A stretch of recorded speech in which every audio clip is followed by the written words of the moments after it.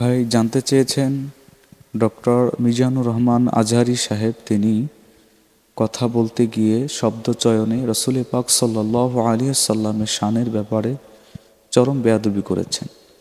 এ ব্যাপারে ডক্টর এনায়েতুল আব্বাসী সাহেব তিনি তেনাকে কাফের ফতোয়া দিয়েছেন।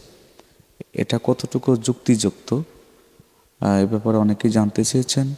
প্রিয় দর্শক, আপনারা জানেন যে রসুল পাক সাল্লাল্লাহু আলাইহি সাল্লামের ব্যাপারে তিনার শান, তিনার আজমত, তিনার ইজ্জতের ব্যাপারে যদি কোনো রকম কোনো উম্মত বেয়াদবি করে তার উম্মত থাকে না।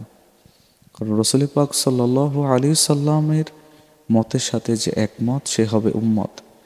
কারণ প্রত্যেক নবী আলাইহিস সাল্লাম আল্লাহ পাকের ওহী দ্বারা নিয়ন্ত্রিত। এই জন্য ডক্টর এনায়েতুল আব্বাসী সাহেব তিনি আমাদের বাংলাদেশেও একজন বক্তা ডক্টর মিজানুর রহমান আজহারিকে তিনি ভুল ধরেছেন। এটা সুন্দর বিষয়। একজন আলেম হিসেবে তাকে ভুল ধরিয়ে দিয়েছেন।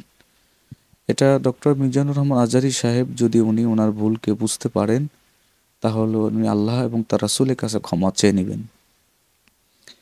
আল্লাহ এবং তার রাসূলের কাছে ক্ষমা চাইলে আল্লাহ রাব্বুল আলামিন এবং রাসূল পাক সাল্লাল্লাহু আলাইহি ওয়াসাল্লাম তিনি ক্ষমা করবেন। কিন্তু দেখা গেছে যে কয়েকবার উনি ভুল করেছেন মা খাদিজাতুল কুবরা রাদিয়াল্লাহু তাআলা আনহার ব্যাপারে এবং সাহাবায়ে কেরামদের ব্যাপারে, রাসূল পাক সাল্লাল্লাহু আলাইহি সাল্লামের ব্যাপারে ওনার কথা বলতে গিয়ে উনি বিশাল ভুল করে ফেলেছেন। এর জন্য আল্লাহ তার রাসূলের কাছে অবশ্যই ক্ষমা চাইতে হবে। যতদিন পর্যন্ত উনি ক্ষমা না চাবেন ততদিন পর্যন্ত ডক্টর এনায়েতুল আব্বাসীর ফতোয়া, ওনার ফতোয়া ঠিক আছে।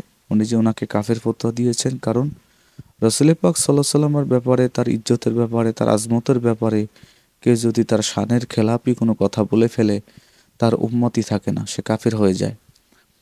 প্রিয় দর্শক, আপনারা অবশ্যই দেখেছেন যে ডক্টর মিজানুর রহমান আজহারি সাহেব রাসূল পাক সাল্লাল্লাহু আলাইহি সাল্লামের শানে উনি চরম আকারে বেয়াদবি করে ফেলেছেন। এর জন্য প্রিয় ভাই মিজানুর রহমান আজহারি সাহেবকে বলবো, আপনি রাসূল পাক সাল্লাল্লাহু আলাইহি সাল্লামের শানে যে বেয়াদবি আপনার হয়ে গেছে এই জন্য আপনি ক্ষমা চান, মাপ চান।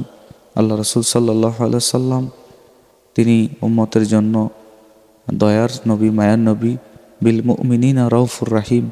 আল্লাহ যেমন দয়া করেন রাসূল পাক সাল্লাল্লাহু আলাইহি সাল্লাম তিনি দয়া করেন।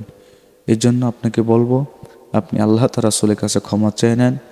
যতদিন পর্যন্ত আপনি ক্ষমা না চাবেন ততদিন পর্যন্ত আমাদের বাংলাদেশের একজন ইসলামিক স্কলার ডক্টর এনায়েতুল আব্বাসী সাহেব আপনাকে কাফের ফতোয়া দিয়েছে। এই কাফের ফতোয়া বহাল থাকবে যতক্ষণ পর্যন্ত আপনি ক্ষমা না চাবেন। আল্লাহ পাক আমাদেরকে দ্বীনের দায়ী হিসেবে কবুল করুক, দ্বীন ইসলাম, সত্য ইসলাম বোঝার তৌফিক এনায়েত করুক। আমিন। আসসালামু আলাইকুম ওয়া রাহমাতুল্লাহি ওয়া বারাকাতুহু।